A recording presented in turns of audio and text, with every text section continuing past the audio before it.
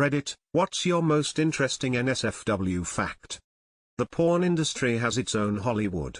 Not far from Hollywood, the San Fernando Valley, sometimes known as Silicon Valley, in Los Angeles, California, is home to most of the major porn studios in the United States.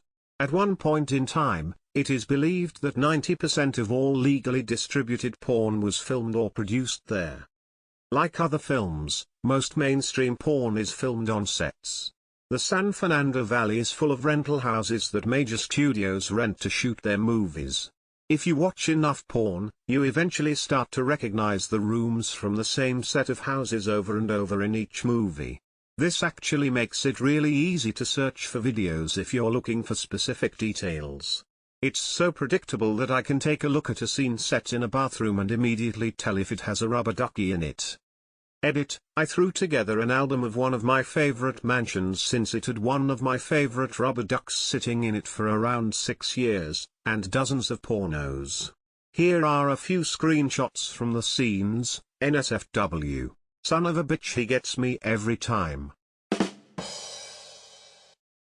Spartacus' entire army of 6,000 slaves were crucified along a 120-mile road leading into Rome following their uprising as a message to anyone else who thought of defying the empire.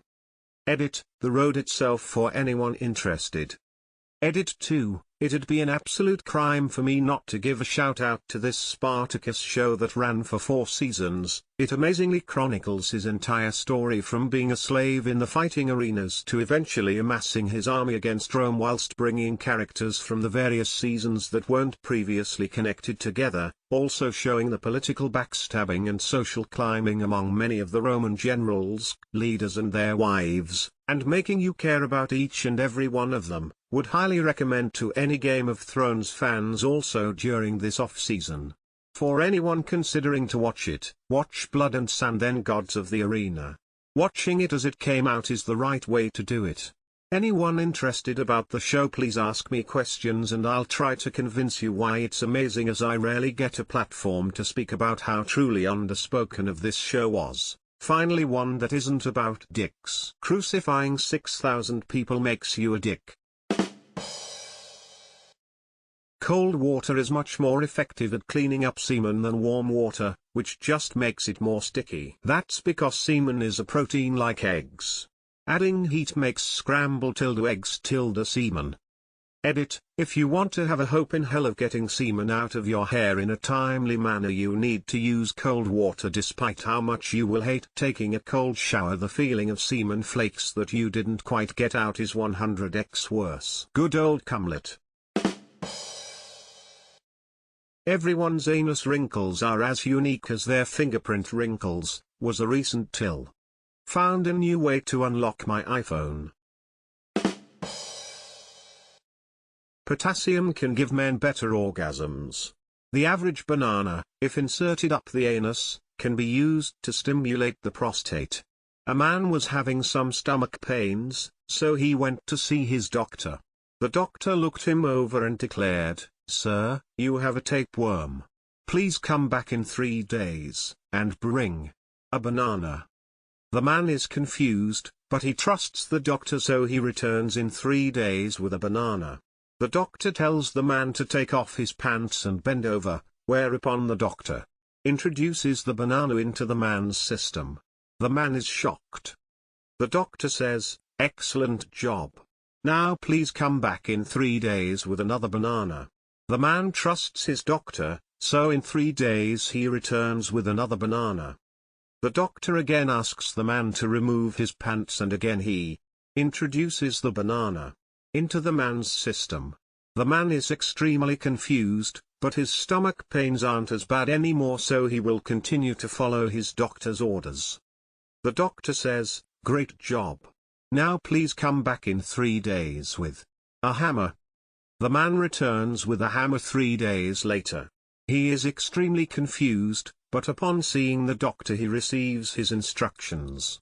"Please take off your pants and lie on your side on the examination table," says the doctor. The man lays there for a few minutes with his rear end bare.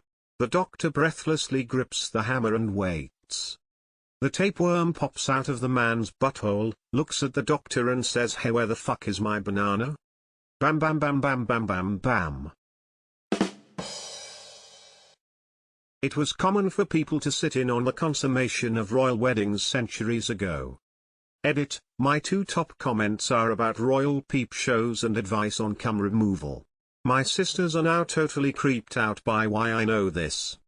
Edit 2, thanks/you/pimpinpenguin96 totally forgot my third top comment is about the number of kangaroo vaginas.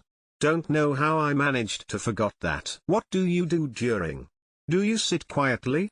Do you make small talk with your neighbors? Do you applaud and whistle when they finish? What's the etiquette for watching royal fucking? I imagine it's like golf. Lots of polite nodding and quiet applause. One male produces enough sperm in 2 weeks to impregnate all the women on the planet. We need to find this male and keep him away from our women. If you close your eyes and act as if you're shaking an invisible salt shaker over your tongue, you will eventually begin to taste salt due to a placebo effect. Works better if there are people around. The ambience of their noise making will prevent the brain from realizing there is no actual salt. If you slap a nipple, it will get hard within 7 seconds.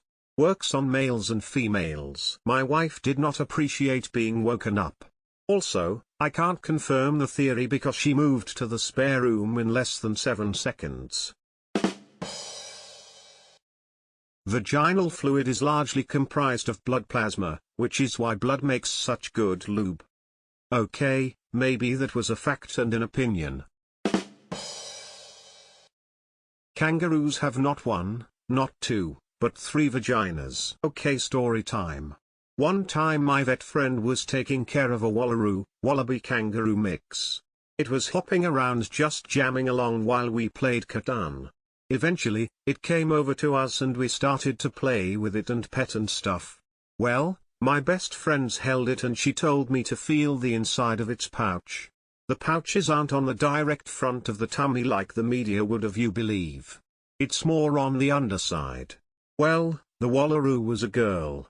And the pouch was velvety soft and warm, so I continued to feel it. It felt pretty weird and cool. The wallaroo was really digging me feeling the pouch.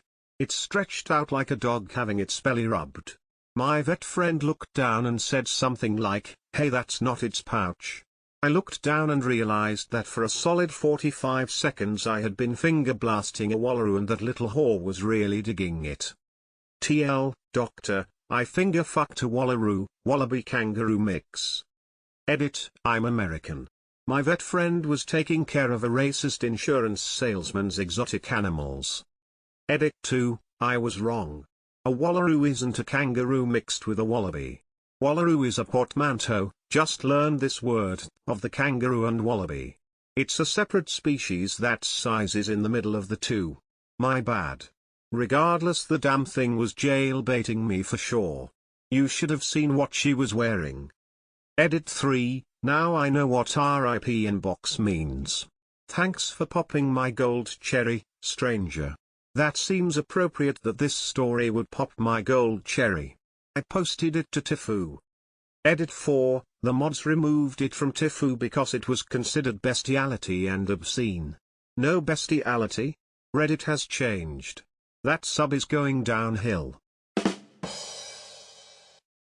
The seam on your nutsack is where your vagina mended together when you were developing in the womb. That's nuts. Polar bears have actual bones in their penis, which they need as they tend to lose their erection before they can ejaculate into the female to impregnate them. Also, pollution is causing said bones to deteriorate, which is causing polar bears to break said bones during intercourse, which some believe might cause the species to become endangered. Edit, I know that many species have this, it's just that I singled out the polar bear because they are at threat of going endangered for this reason, while other species are not.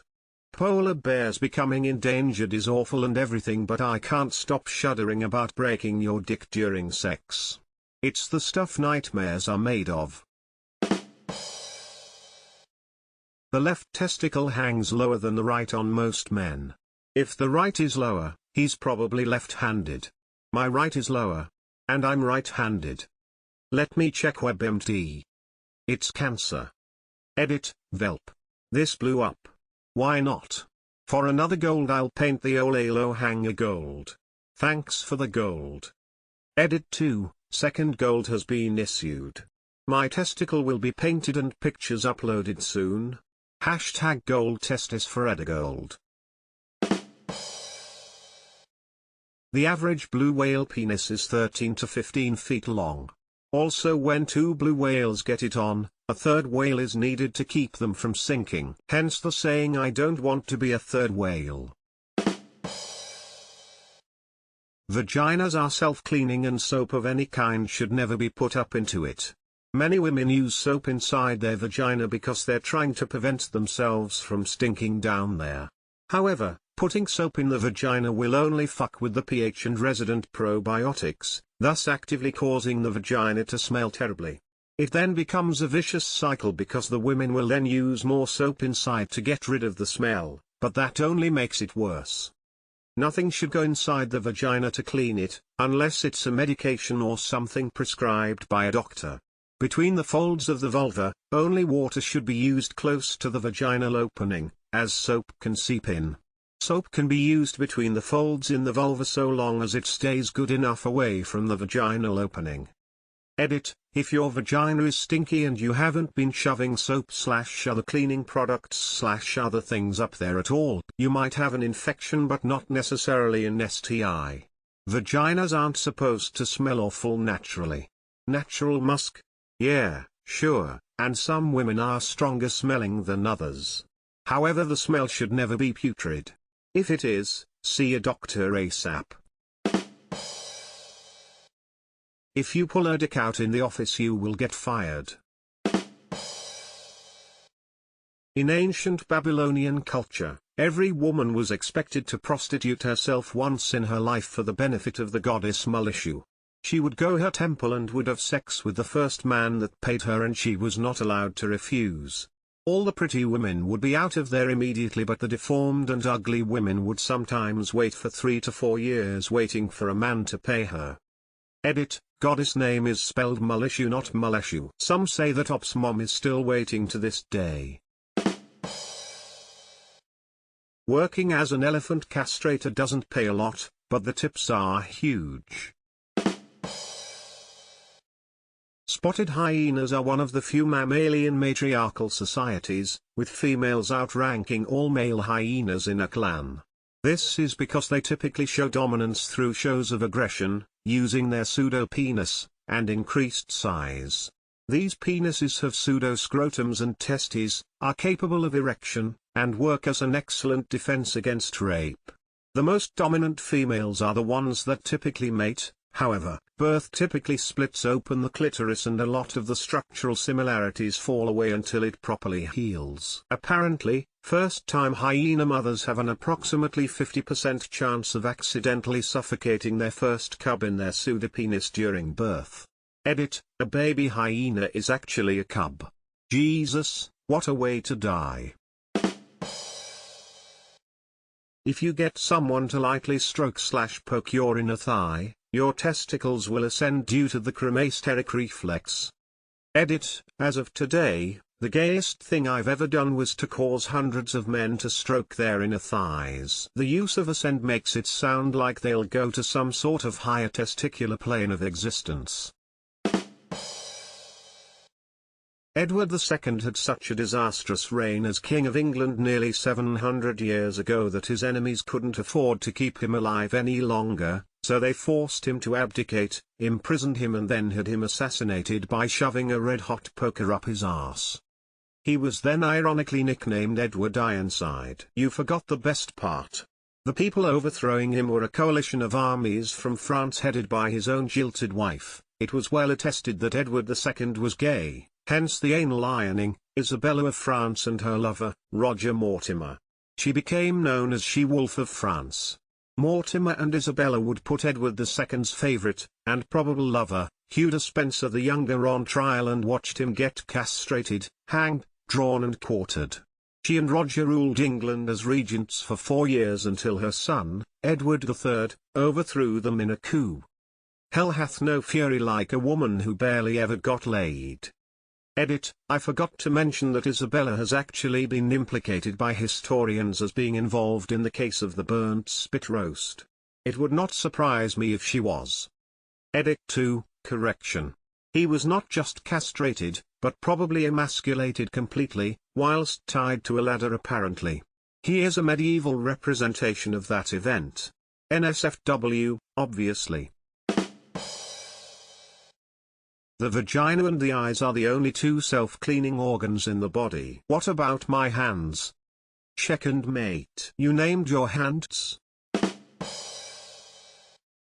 They did not wear helmets when they built the pyramids. Alfred Kinsey was one of the pioneering researchers of human sexuality back in the 1940s and 50s.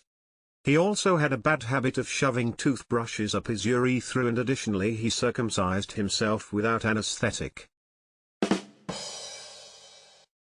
The barnacle has the largest penis-to-body ratio of any animal. I can only assume you're referring to Barney Stinson.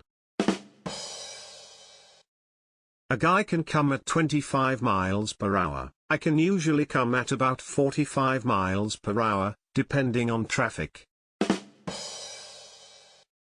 When snails have sex, they simultaneously penetrate each other's vaginas. Snails have dicks and vaginas, while stabbing each other with mucus darts. I have a problem with post-mature ejaculation.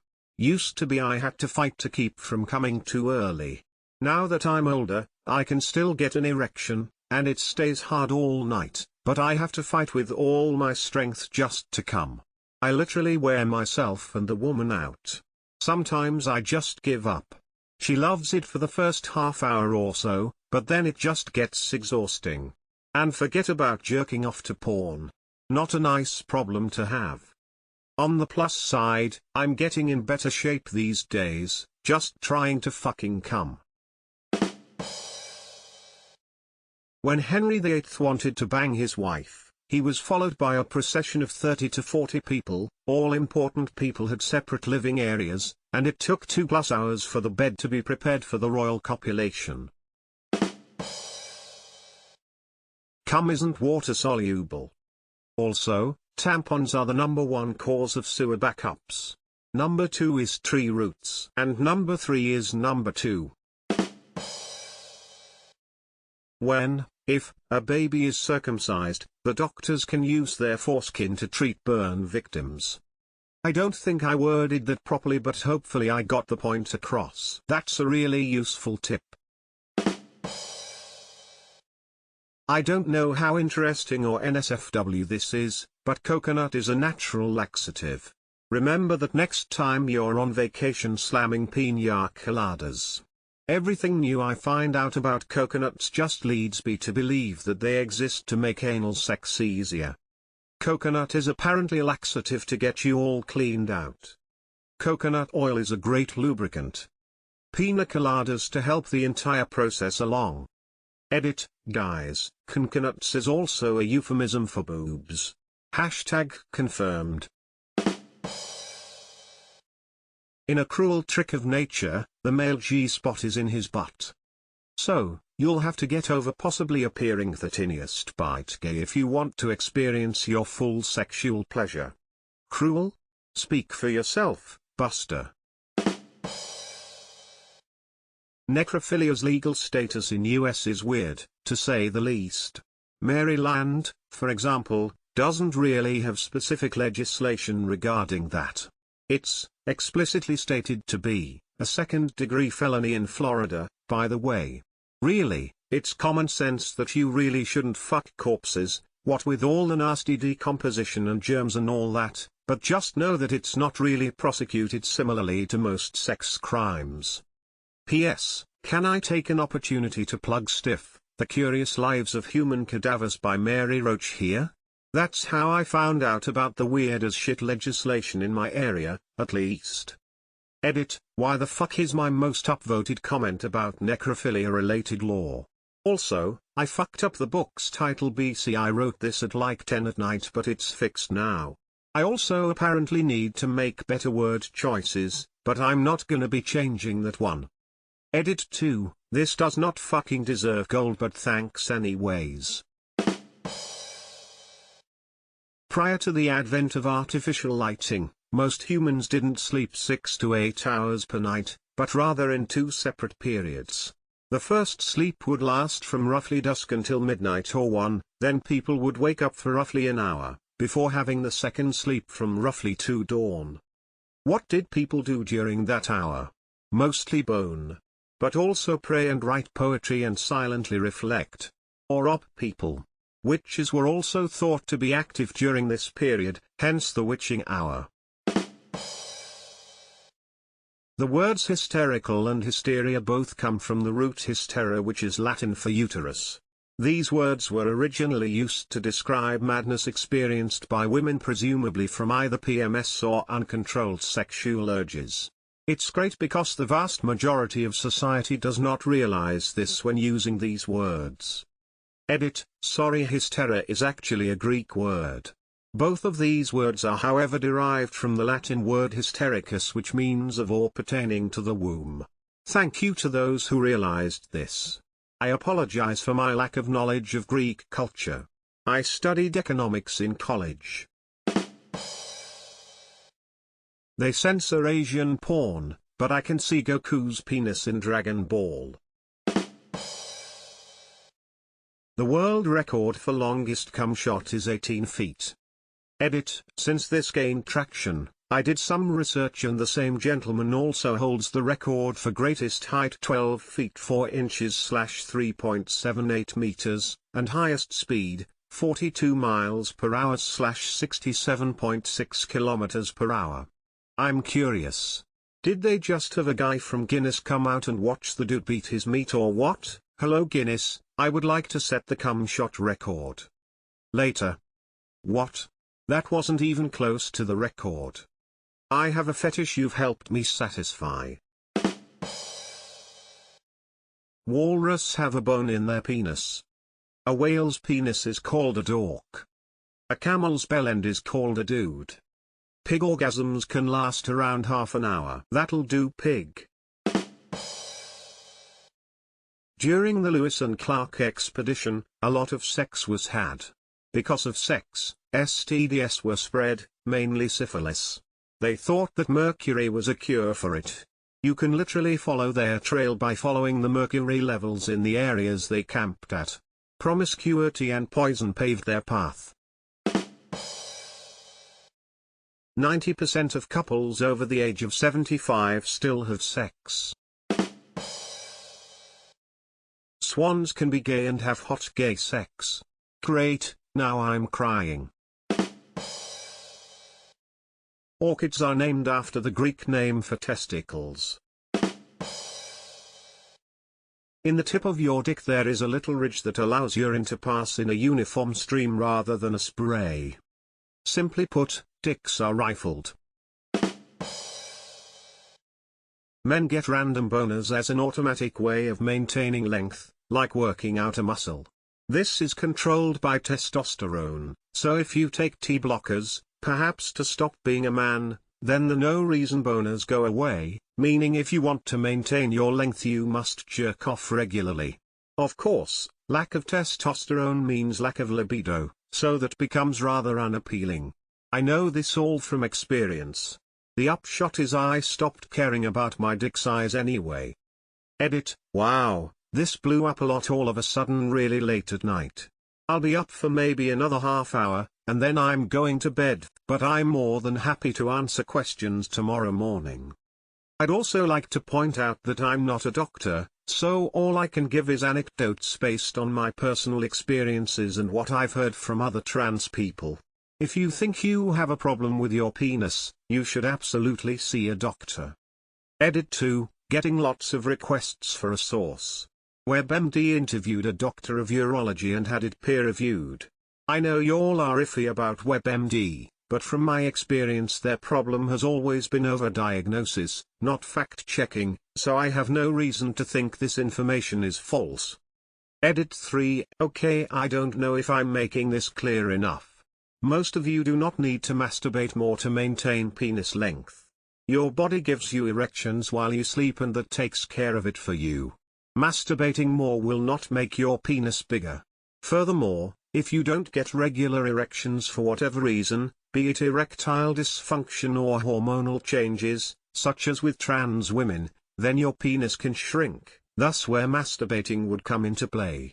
There are other methods for keeping it long if you absolutely cannot get it up, but at that point you should probably talk to your doctor about Cialis or something. Again, I cannot stress this enough. If you have erections for any reason on a regular basis, you do not need to masturbate more. Doing so will not make your penis bigger. I thoroughly underestimated how much men care about enlarging their penises. Semen contains the two aromatic compounds that are produced by carrion. Nevertheless, I still swallow. Napoleon used to masturbate before battles to relieve stress. Bonaparte. I'm a taint sniffer. If you sniff taint and open your eyes, you can see brown eye with one eye and blinking clam with the other. It's like standing on the line between two states. And I'm done with Reddit for today. I am very late with this, but the average human erection has enough blood to fill 3 gerbils. Liked what you saw? Hit like, subscribe and the bell icon for more crazy Reddit content.